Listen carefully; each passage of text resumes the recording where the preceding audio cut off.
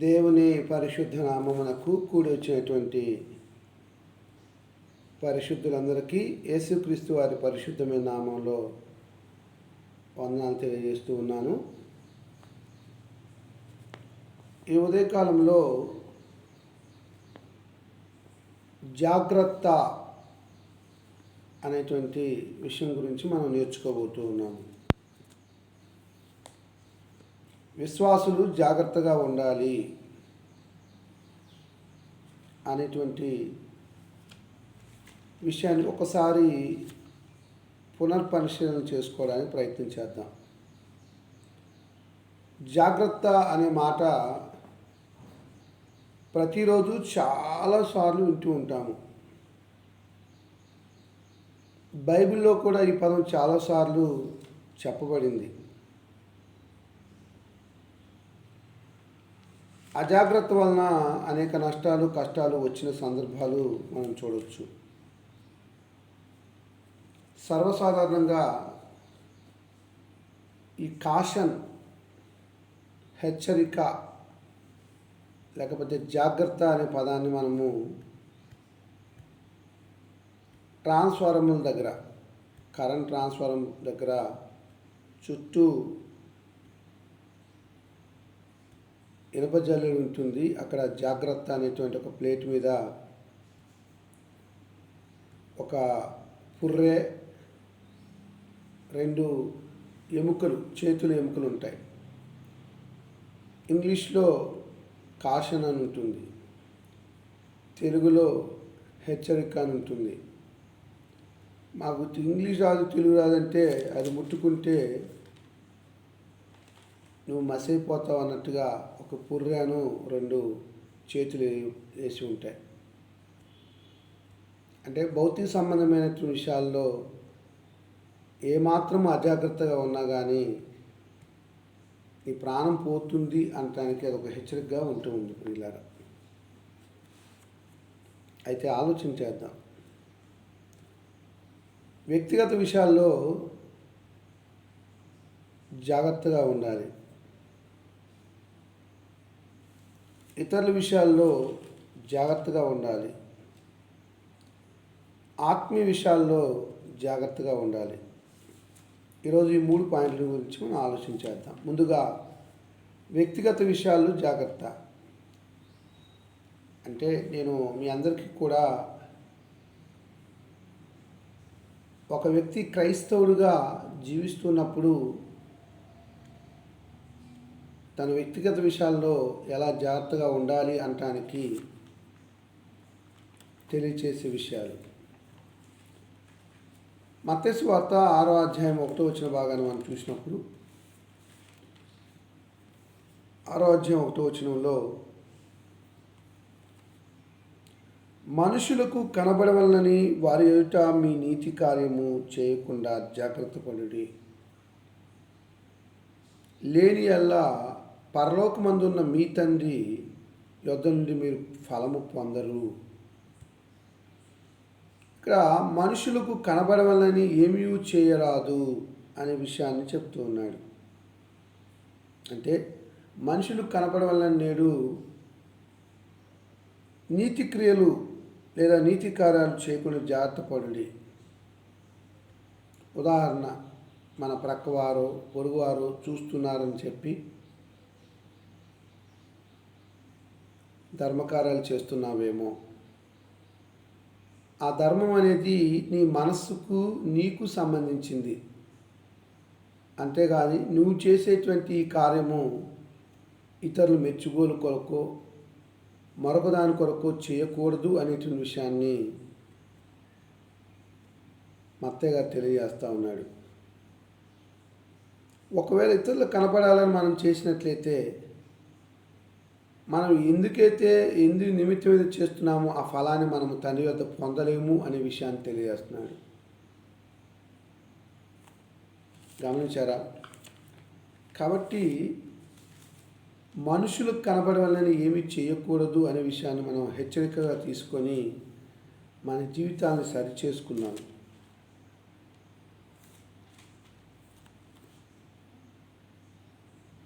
అంత మాత్రమే కాదు ప్రియులారా,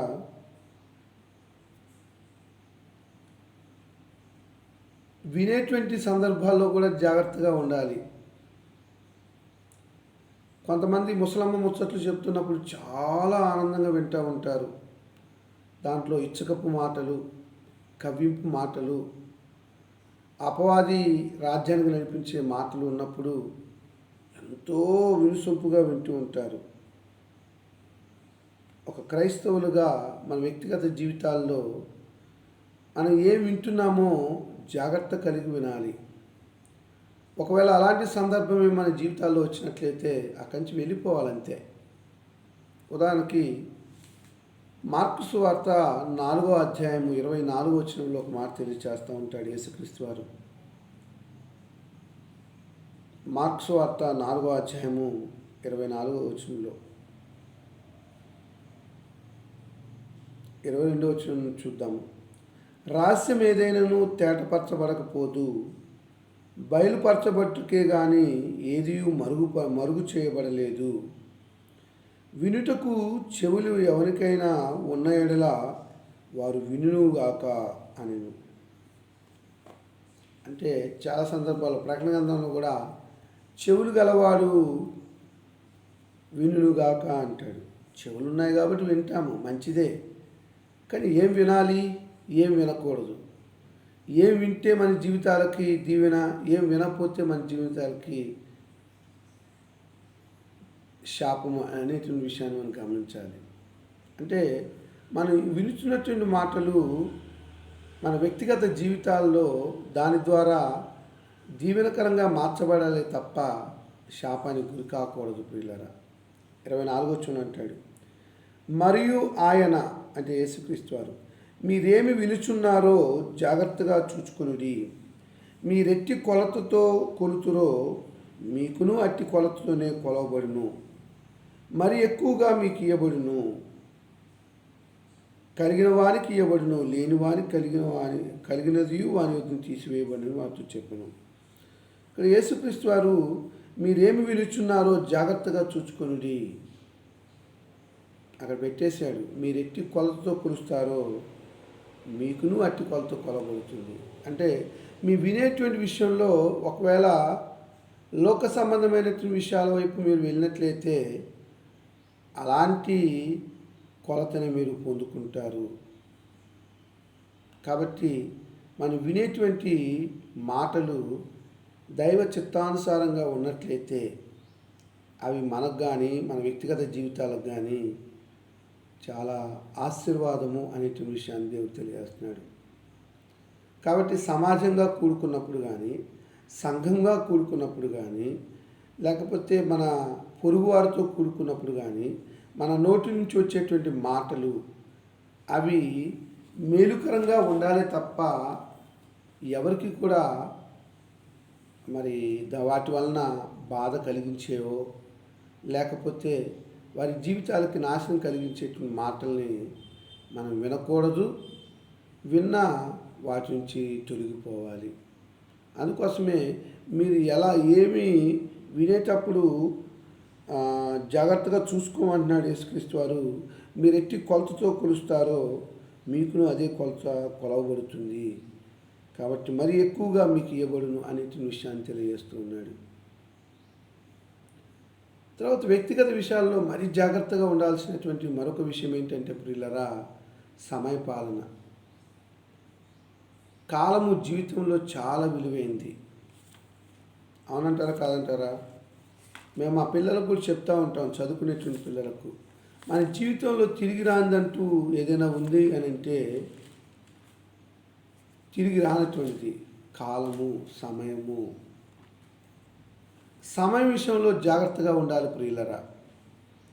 ఈ మాటను పరిశుద్ధాత్మ దేవుడు అపోస్తలుడైన పౌలు ద్వారా ఎఫెసీలో ఉన్నటువంటి సంఘం నుంచి హెచ్చరించినటువంటి విధానాన్ని మనం చూడబోతా ఉన్నాము.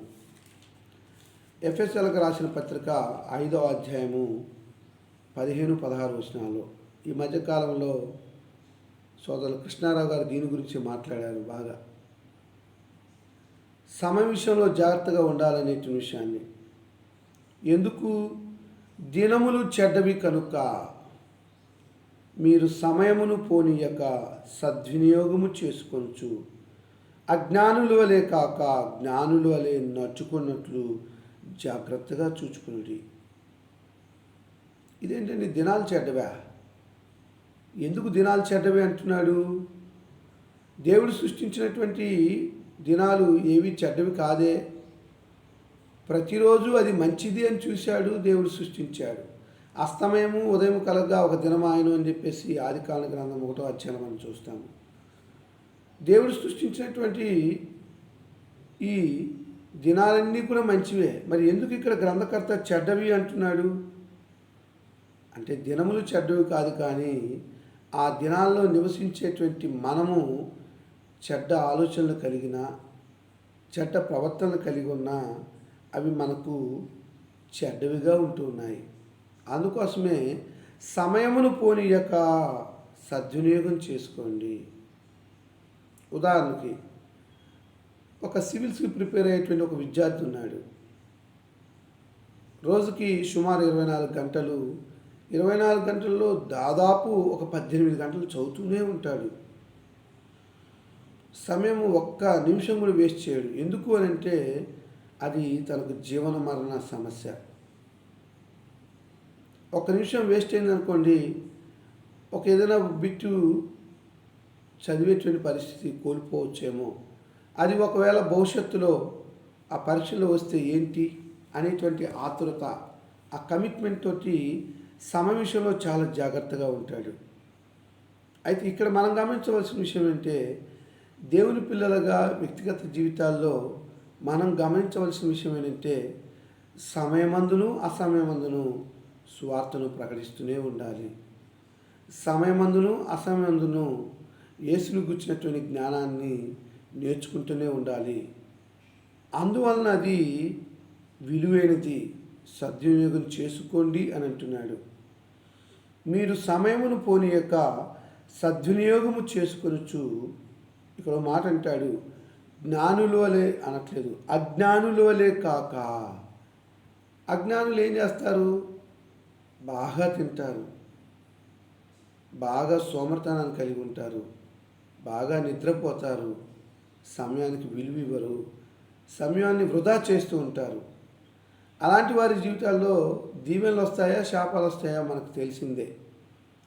అందుకోసమే సామెతల గ్రంథకర్త అన్నాడు కదా, ఓ సోమరి చీమల యొద్దకు వెళ్ళుము, వాటి నడతలను జాగ్రత్తగా చూడుము అని అంటున్నాడు. జాగ్రత్త, సమయ విషయంలో చాలా జాగ్రత్త కలిగి ఉండాలి.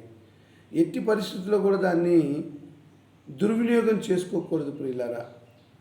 మరి ముఖ్యంగా జ్ఞానము లేనటువంటి ఇతరుల వలె కాకుండా జ్ఞానము కలిగి దేవుని చిత్తానుసారంగా జీవించేటువంటి మనము ఆయన మార్గంలో నచ్చినట్లు జాగ్రత్తగా చూసుకోవాలి. అంటే సమయ విషయంలో జాగ్రత్తగా ఉండాలి అనేటువంటిది. అంత మాత్రమే కాదు, సమయాన్ని సద్వినియోగం చేసుకుంటూనే దేవుడు మనకి ఏదైతే ఆజ్ఞలు ఇచ్చాడో ఆ ఆజ్ఞల విషయంలో కూడా జాగ్రత్తగా ఉండాలి. దేవుని యొక్క ఆజ్ఞల విషయంలో జాగ్రత్తగా ఉండాలి అనేటువంటి విషయాన్ని దేవుడు తెలియచేస్తూ ఉన్నాడు. ఒకసారి లూకా సువార్త 17వ అధ్యాయం, లూకా సువార్త 17వ అధ్యాయం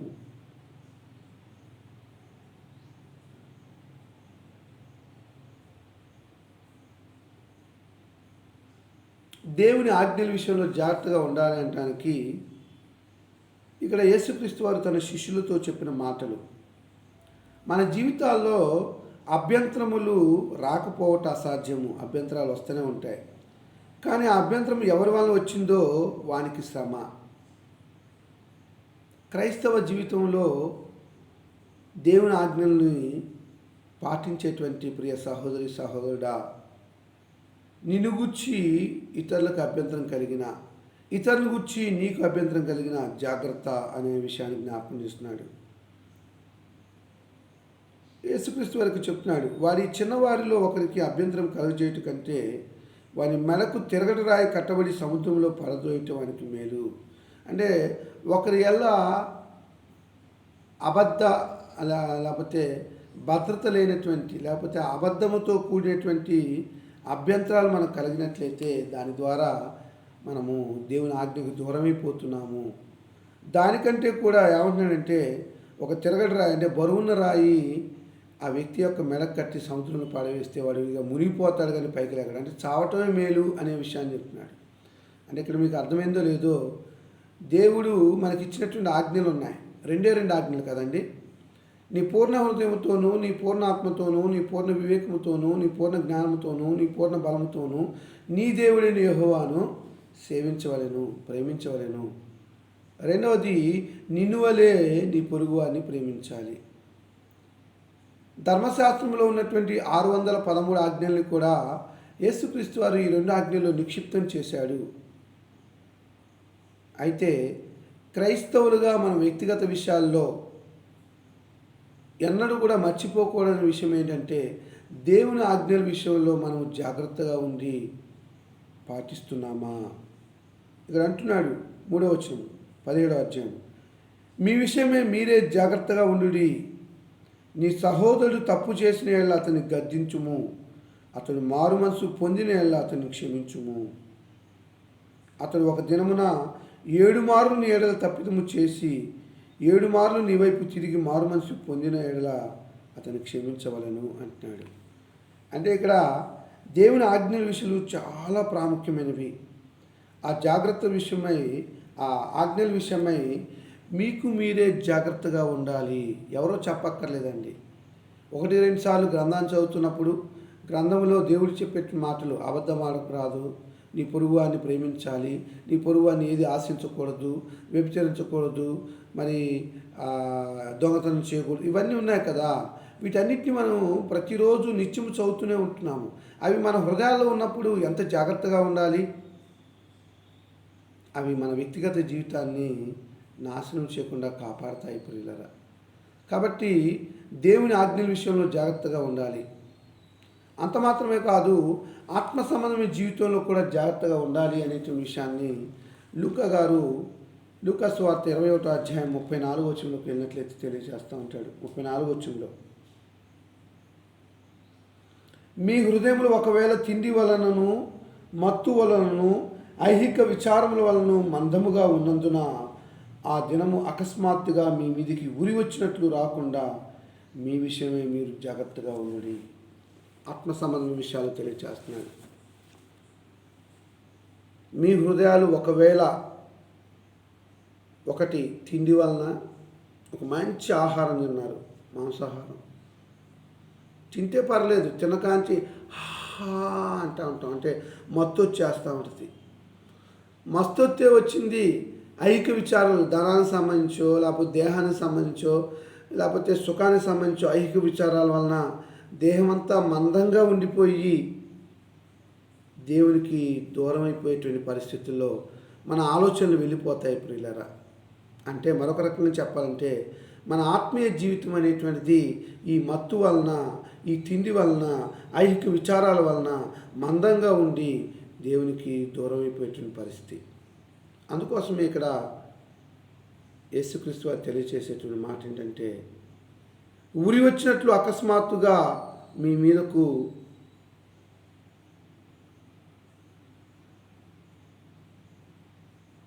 శాపం వస్తుంది, కాబట్టి జాగ్రత్తగా ఉండండి అని అంటున్నాడు. కాబట్టి నా ప్రియ దేవుని పిల్లలారా, వ్యక్తిగత విషయాల్లో జాగ్రత్తగా ఉండాలి. మనుషులు కనపడవలనని ఏమీ చేయరాదు సుమి. అవి దాన ధర్మాలు కావచ్చు, మరొకటి కావచ్చు. 2, వినే విషయంలో కూడా ఏం వింటున్నామో ఆ వినేటువంటిది మనకు జీవనకరంగా ఉందా లేదా శాపకరంగా ఉందా అనే విషయాన్ని ఆలోచన చేసుకోవాలి. ఏం వింటున్నావో జాగ్రత్తగా ఉండాలి. కాలం విషయంలో కూడా సమయము సద్వినియోగపరుచుకొని అజ్ఞానుల వలె కాకుండా జ్ఞానుల వలె నడుచుకోవాలి అనేటువంటి విషయాన్ని పరిశుద్ధాత్మదేవుడు హెచ్చరికగా ఇచ్చాడు.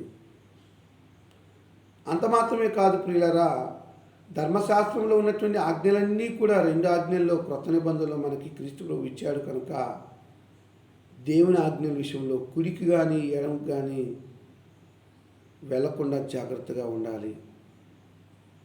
అలా ఉంటూ ఆత్మ సంబంధమైన విషయంలో ఏమాత్రము అజాగ్రత్తగా ఉండకుండా మన వ్యక్తిగత విషయాలను కాపాడుకుంటూ దేవుని మహిమపరచాలి ప్రియులారా. ఒక ఆయన చెప్పినట్టుగా మీరు మందులు కాక అంటాడు. అంటే మందులు వేసుకుంటే అవి వేడి చేస్తాయని చెప్పకుండా ఆత్మీయ విషయాల్లో దేవుని యొక్క చిత్తం ఏమై ఉంది, నేనేంటి, నా జీవితం ఏంటి, నేను ఎలా ప్రవర్తిస్తున్నాను, ఎలా జీవిస్తున్నాను అనే దాన్ని ప్రతి సందర్భంలో కూడా హెచ్చరికగా తీసుకొని బ్రతకాల్సిన బ్రతుకు ప్రతి క్రైస్తవుల్లో ఉండాలి అనే విషయాన్ని దేవుడు గద్దిస్తూ ఉన్నాడు. రెండవదిగా ఇతరుల విషయంలో జాగ్రత్తగా ఉండాలి. నీ పొరుగువారు, నీ స్నేహితులు, నీ బంధువుల విషయంలో జాగ్రత్తగా ఉండాలి. మనము ఇవన్నీ కూడా భౌతిక సంబంధంగా ఉన్నప్పటికీ కూడా ఒక క్రైస్తవుడిగా, ఒక విశ్వాసిగా ఆత్మ సంబంధమైన విషయాల వైపే మనము ఆలోచన చేస్తూ ముందుకు కొనసాగుదాం. ఈనాడు కూడా క్రైస్తవులని భ్రమపరిచేటువంటి ఆత్మలు ఉన్నాయి, అబద్ధ బోధలు ఉన్నాయి. ఆ అబద్ధ బోధలు నిష్కారణంగా మనని ఈడ్చుకొని వెళ్ళి అపవాది రాజ్యంలో పడివేసేటువంటి పరిస్థితి. మత్తయి సువార్త 7వ అధ్యాయం 15వ వచనం వైపు బైబిల్ తిప్పుకోండి. మత్తయి సువార్త 7వ అధ్యాయం 15వ వచనంలో, అబద్ధ ప్రవక్తల గురించి జాగ్రత్త పడుడి, వారు గొర్రెల చర్మములు వేసుకొని మీ వద్దకు వత్తురు, కానీ లోపల వారు క్రూరమైన తోడేళ్ళు. అంటే ఇతరుల విషయంలో జాగ్రత్తగా ఉండాలి. ఉదాహరణకు బోధ విషయంలోకి రండి. ఒక క్రైస్తవుడు తండ్రిని ఆరాధించేటువంటి దినము ఆదివారము. ఆరాధన అంటే మీకు తెలుసు, 5 అంశాలతో ఉన్నటువంటిది. కొంతమంది టీవీల ద్వారా, రేడియోల ద్వారా, ఈనాడున్నటువంటి సామాజిక స్పృహతోటి, సామాజిక మాధ్యమాలతోటి ఏం చేస్తున్నారయ్యా అంటే అబద్ధాన్ని నిజంగా ప్రకటిస్తున్నారు. తల మీద చేతులు ఇస్తే పడిపోవటము, ఇష్టానుసారంగా కేకలు పెట్టి జీవించటము, ఆరాధన చేస్తున్నామని చెప్పటము, ఇవన్నీ కూడా మనం వింటూ ఉన్నప్పుడు, చూస్తున్నప్పుడు అబద్ధ ప్రవక్తల విషయంలో ఎలా ఉండాలి అంటున్నాడు. ఇక్కడ జాగ్రత్త పడి అంటున్నాడు, జాగ్రత్తగా ఉండాలి అంటున్నాడు.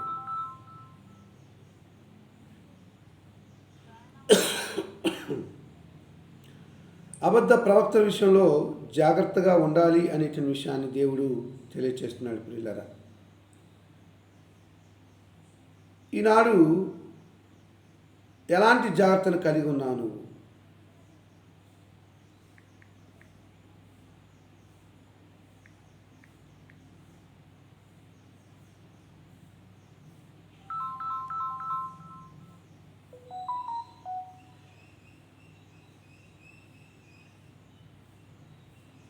ఎలాంటి ఇతరుల విషయంలో ఎలాంటి జాగ్రత్తను కలిగి ఉంటున్నావు? ముఖ్యంగా అబద్ధ ప్రవక్తల విషయాల్లో మన జీవితం ఎలా ఉంది? వారంట గొర్రెల చర్మం వేసుకొని మీ వద్దకు వత్తురు. అంటే తోడేళ్ళే, క్రూరమైన తోడేళ్ళు. మీకు తెలుసు, భౌతిక సమానమైనటువంటి గొర్రెల గుంపులోకి తోడేళ్ళు కూడా ఒక రకంగా గొర్రెల చర్మం వేసుకొని వాటిలో చేరతాయి. అదును చూసుకొని ఒక్కొక్క గొర్రెను చంపుతాయి. అంటే అదును చూసుకొని ఒక్కొక్కరి విశ్వాసాన్ని లోకం వైపు తీసుకెళ్ళిపోతాయి, నాశనానికి వెళ్ళిపోతాయి. నిన్న దినంలో మా బంధువుల కుర్రోడు గురించి కొన్ని విషయాలు నేను మాట్లాడాను. మా మామగారు గడ్డం మార్గారి దగ్గరే క్రీస్తు సంఘంలో బాప్తీసం పొందాడు. చాలా తెలివిగలవాడు, భౌతిక సంబంధంగా ఆత్మ సంబంధ విషయాలు కూడా నేర్చుకున్నాడు. కానీ ఈనాడు ఐహిక విచారాలు, ధన వ్యామోహంలో పడిపోయి పూర్తిగా క్రైస్తవ్యాన్ని విడిచి ఈ మధ్యకాలంలో కొన్ని కోట్ల రూపాయలతోటి బిజినెస్ స్టార్ట్ చేసి విగ్రహ సంబంధమైనటువంటి పూజలు చేస్తున్నప్పుడు ఏమైపోయిందిరా నీ విశ్వాసం అనిపించింది నాకు. అబద్ధ బోధలు, తమ జీవితాల్లో డబ్బు ప్రాముఖ్యం కావచ్చు, కానీ డబ్బు కోసమే నీ ఆత్మస్థితిని అమ్ముకున్నటువంటి పరిస్థితి చూసినప్పుడు చాలా బాధ అనిపించి ఆ వీడియోస్ అన్నీ కూడా నిన్న నా భార్యకు పంపించాను. చూడమ్మా, మీ అక్కయ్య కొడుకు యొక్క జీవితం ఎలా అయిపోయిందో. అఫ్కోర్స్ డబ్బు విషయంలో చాలా గొప్పగా జీవిస్తున్నావు. ఒకవేళ డబ్బే నిన్ను ఆ స్థితికి తీసుకొస్తే, నువ్వు మరణిస్తే నీ ఆత్మీయ పరిస్థితి ఏంటి ఆలోచన చేయండి. మత్తయి సువార్త 24వ అధ్యాయము 24వ వచనంలో కూడా ఒక మాట ఉంటుంది ప్రియులారా. అబద్ధ క్రీస్తులను అబద్ధ ప్రవక్తలను వచ్చి సాధ్యమైతే ఏర్పరచబడిన వారిని సైతం మోసపుచ్చుటకై గొప్ప సూచక్రియలను మహత్కారములను కనపరిచెదరు.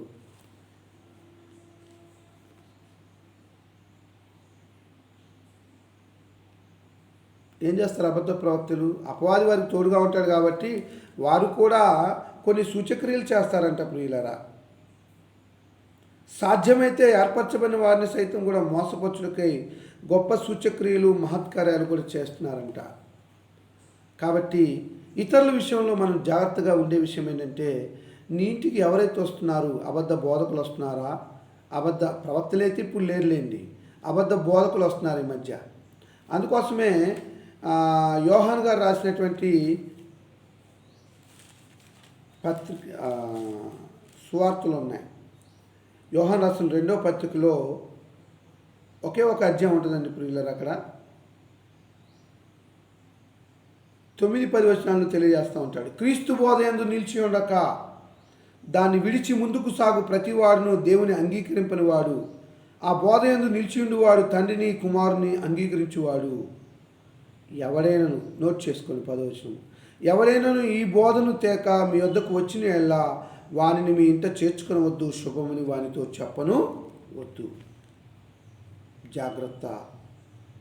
నిష్కారణంగా అబద్ధ బోధల చేత మనల్ని మనము అపవాదికి అప్పగించబడుతున్నామేమో. ఇతరుల విషయంలో జాగ్రత్తగా ఉండాలనేటువంటి దానికి 2వ మాట, మనల్ని చెరపట్టుకొని పోవు వారి వల్ల జాగ్రత్త కలిగి ఉండాలి. మనల్ని ఇచ్చక మాటలు, అబద్ధ బోధలు ఆశ చూపించి మనలో ఉన్నటువంటి పరిశుద్ధతను, క్రైస్తవ్యాన్ని ఏం చేస్తున్నారయ్యా అంటే వీరు చెరపట్టుకొని పోతున్నారు. కొలస్సీయుల రాసిన పత్రిక 2వ అధ్యాయం 8వ వచన భాగంలో అంటాడు. ఏ విషయంలో చెరపట్టుకుని పోతున్నారు అని అంటే, ఇక్కడ పరిశుద్ధాత్మ దేవుడు పౌలు ద్వారా తెలియచేసే మాట ఏంటంటే, ఆయనను అనుసరింపక మనుషుల పారంపర్యాచారములను అనగా ఈ లోక సంబంధమైన మూలపాఠములను అనుసరించి మోసకరమైన నిరర్ధక తత్వజ్ఞానము చేత మిమ్మల్ని చెరపట్టుకొని పోవాడవడేను ఉండునేమో అని జాగ్రత్తగా ఉండుడి. పారంపర్యాచారాలు, ఈనాడు క్రైస్తవంలో కూడా పారంపర్యాచారాలు వచ్చేసాయి. ఉదాహరణకి వివాహ సమయంలో ఏం చేస్తున్నారు? నలుగు పెడుతున్నారు. నలుగు పెట్టడం, నాలాంటి నల్లతోడికి నలుగు పెట్టేందుకు ఏమైనా రంగు వస్తాడని ఆశ, కానీ దాన్ని ఆచారంగా చేయమాకండి. ఆచారంగా చేయమాకండి. చాలా ఉన్నాయి. బలి అర్పించే విషయంలో, తినే విషయంలో కావచ్చు, అనేక రకమైనటువంటి మనుషుల పారంపర్యాచారాలను అనుసరిస్తూ ఉన్నాడు ఈనాడు క్రైస్తవులు. తమ బంధువులను, రక్త సంబంధులను, అన్నను, వదినను, బావను పిలవంగానే ఆ ముత్యాలమ్మను పెడుతున్నారని పొయ్యేసి ఆ మాంసం తిని వస్తున్నారు. మనల్ని చెరపట్టుకొని పోయేటువంటి ఇలాంటి పద్ధతులు ఉన్నాయి, మూలపాఠాలు ఉన్నాయి, లోక సంబంధమైనవి ఉన్నాయి, అంటే శరీర సంబంధమైనవి ఉన్నాయి. భూతములు అంటే ఇవన్నీ కూడా లోక సంబంధమైన, అంటే దెయ్యాలకు పెట్టేటువంటి పారంపర్యాచారాలని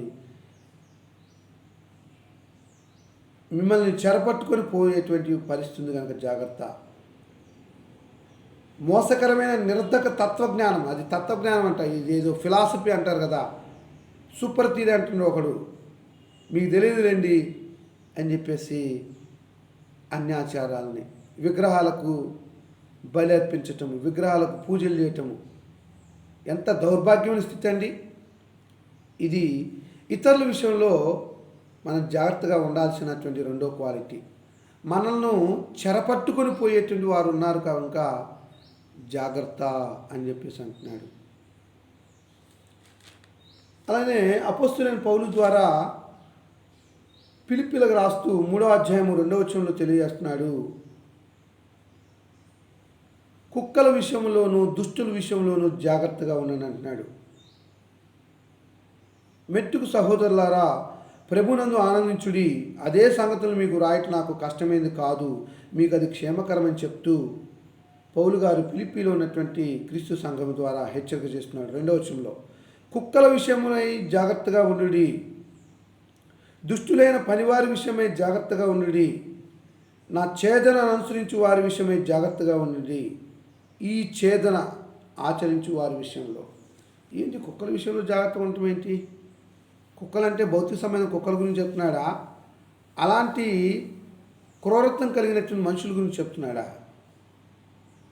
ఒకవేళ భౌతిక సంబంధంగా మీరు ఆలోచిస్తే ఏదైనా క్రూరమైన కుక్క దగ్గర పోయి మనం తోక జాడించామనుకోండి, పెక్కబట్టేస్తుంది. కానీ అందు గురించి చెప్పట్లేదు. కుక్కల మనస్తత్వం కలిగినటువంటి జనులు ఉన్నారు, జాగ్రత్త.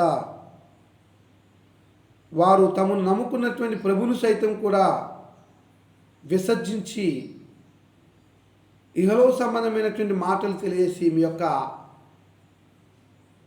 ఆత్మీయ స్థితిని దేవుని నుంచి తీసుకుని వెళ్ళిపోతారు. రెండోది, దుష్టుల విషయంలో కూడా జాగ్రత్తగా ఉండండి. దుష్టుడు, మన పెద్దోళ్ళు అంటారు, దుష్టుడికి దూరంగా ఉండండిరా. వాడి స్వభావమే దుష్టత్వము, ఎలాగైనా సరే మనల్ని నాశనం చేయాలని చూస్తాడు. ఇవన్నీ కూడా ఎవరు కలిగి ఉన్నారంటే అపవాది కలిగి ఉన్నాడు. ప్రియులారా, మీకు తెలుసో లేదో, దెయ్యం రూపంలో వస్తే ఎవడు అక్కడ ఉండడు. కానీ దెయ్యము మనలోనే ప్రవేశించి మనలో ఉన్నటువంటి ఆ క్రూరమైనటువంటి కుక్కల మనస్తత్వాన్ని, దుష్టుల మనస్తత్వంతో మనల్ని అపవాది ఈడ్చుకొని పోయి పాతాళంలో పడేయటానికి ప్రయత్నం చేస్తూ ఉంటాడు. కాబట్టి జాగ్రత్త. ఇతరుల విషయంలో మరొక చెప్తున్నాడు, వంచకులు ఉన్నారు, జాగ్రత్త. వంచకులు తను నమ్ముకున్నటువంటి ప్రభువును సైతం విసర్జించి మాయ మాటలు చెప్పేటువంటి వారు ఉన్నారు, జాగ్రత్త. యోహాను రాసిన 2వ పత్రిక 7-8 వచనాలు చూద్దాం. యోహాను రాసిన 2వ పత్రిక 7-8 వచనాలు, యేసుక్రీస్తు శరీరధారి వచ్చినని ఒప్పుకొనని వంచకులు అనేకులు లోకంలో బయలుదేరి ఉన్నారు. ఈనాడు క్రైస్తవం గురించి చూస్తే భారతదేశంలో 1% ఉంది. ప్రియులారా, చాలామంది చర్చికి వెళ్తున్నారు కానీ వారు ఎవరు క్రైస్తవులు కారు, మీకు తెలుసు కదా. యేసుక్రీస్తు వారి శరీరధారి వచ్చాడే అంటే వంచకులు ఏం చేస్తున్నారు? 33 కోట్ల దేవతలు యేసుక్రీస్తు వారు కూడా దేవుడిని చెప్పించేసి ఒప్పుకోవట్లేదు. వంచకులు వాళ్ళంట. మనస్సాక్షిని నయవంచన చేసుకుంటూ యేసు దేవుని కుమారుడు కాడని, యేసు కూడా ఈ 33 కోట్ల దేవతలు ఒక దేవుడని చెప్పేటువంటి వంచకులు అనేకులు లోకంలో బయలుదేరి ఉన్నారు. ఎవరంటే వాడు? అట్టివాడే వంచకుడును క్రీస్తు విరోధనై ఉన్నాడు. మేము మీ మధ్య నెరవేర్చిన కార్యములను చెడగొట్టకొనక మీరు పూర్వ ఫలము పొందినట్లు జాగ్రత్తగా చూసుకోనండి. వంచకులు వస్తున్నారు, జాగ్రత్త. తాము నమ్మినటువంటి ప్రభుని బహాటంగా మరలా శిలువ వేయటకు గాను యేసు దేవుని కుమారుడు కాడని, యేసు దేవుడు కాడని, అసలు యేసుక్రీస్తు వారి శరీరధారిగా రాలేదని మనల్ని నమ్మించి వంచి మనల్ని భ్రష్టులుగా చేయటం కొరకు వస్తున్నారు. కాబట్టి ఇతర విషయాల్లో జాగ్రత్తగా ఉండాలి. అబద్ధ ప్రవక్తల విషయంలో, మనుషులను చెరపట్టుకొని పోవు వారి విషయంలో, కుక్కల దుష్టుల స్వభావం కలిగినటువంటి మనుషుల విషయంలో, వంచకుల విషయంలో ప్రియులారా, క్రైస్తవులైనటువంటి మనము జాగ్రత్తగా ఉండాలని పరిశుద్ధాత్మ దేవుడు హెచ్చరిస్తూ ఉన్నాడు. ఇకపోతే మూడవదిగా ఆత్మీయ విషయంలో జాగ్రత్త. మానవుడు అనేవాడు శరీరము ఆత్మల యొక్క కలయిక, మనందరికీ తెలిసిందే. ఆ ఆత్మ ఎలా ఉంటే దేవుడి యొక్క రాజ్యానికి వెళ్ళగలము. కొన్ని విషయాలు మీతో మాట్లాడడానికి నేను ప్రయత్నం చేస్తాను. హెబ్రీయులకు రాసిన పత్రిక 2వ అధ్యాయం 1వ వచన భాగం ఉంటుంది. మీ బైబిల్ తిప్పుకోండి.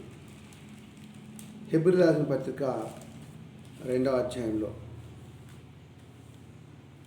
కావున మనము వినిన సంగతులను విడిచిపెట్టు కొట్టుకొని పోవునట్లు వాటి యందు మరి విశేష జాగ్రత్త కలిగి ఉండవలెను. కావున మనము వినిన సంగతులను విడిచిపెట్టి కొట్టుకొని పోకుండునట్లు వాటి అందు మరి విశేష జాగ్రత్త కలిగి ఉండాలి. ఏం విన్నారండి మీరు? 1వ అధ్యాయం మొత్తం మనం చూసినట్లయితే యేసుక్రీస్తు వారి గురించి తండ్రి అయిన దేవుడు పలికినటువంటి మాటలు. దేవా, నీ సింహాసనం నిరంతరము నిలుచును, నీ రాజదండము యథార్థమైంది అని అంటున్నాడు.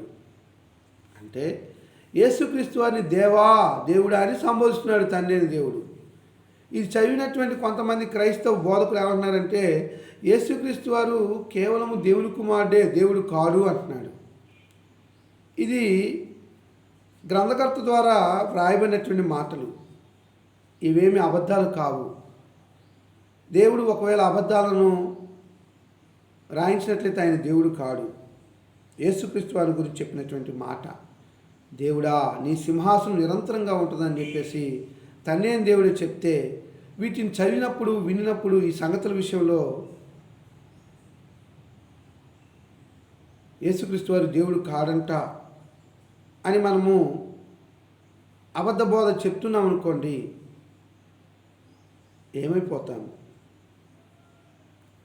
మన రక్షణని మనం కొనసాగించలేము.